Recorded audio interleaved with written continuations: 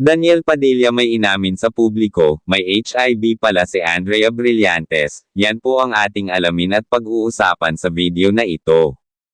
Usap-usapan daw umano ngayon na si Andrea Brillantes ay marami na pala itong naging karelasyon na lalaki at nagawa pa niya niloko pa ito upang makaraos sa kanyang pangsarili.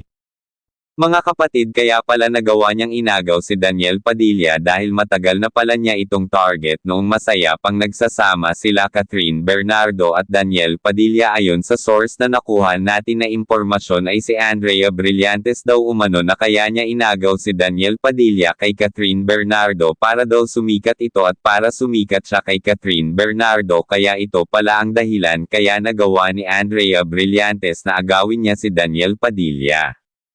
Pero ang hindi niya pala alam ay marami pala sa kanyang magagalit, kaya ito ang patunay na hanggang ngayon ay pinagmumura pa siya ng mga netizen.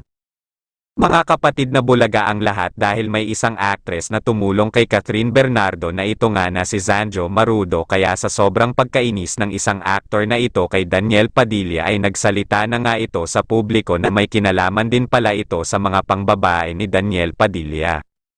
Hika nga niya matagal na pala itong ginagawa ni Daniel Padilla kay Catherine na pangluloko niya sa actress na ito na si Catherine Bernardo, at hika pa niya na si Andrea Brillantes daw umano ay matagal na pala itong may sakit na HIV, kaya sa ngayon usap-usapan pa rin na si Daniel Padilla daw pala ay nahawaan sa sakit ni Andrea Brillantes.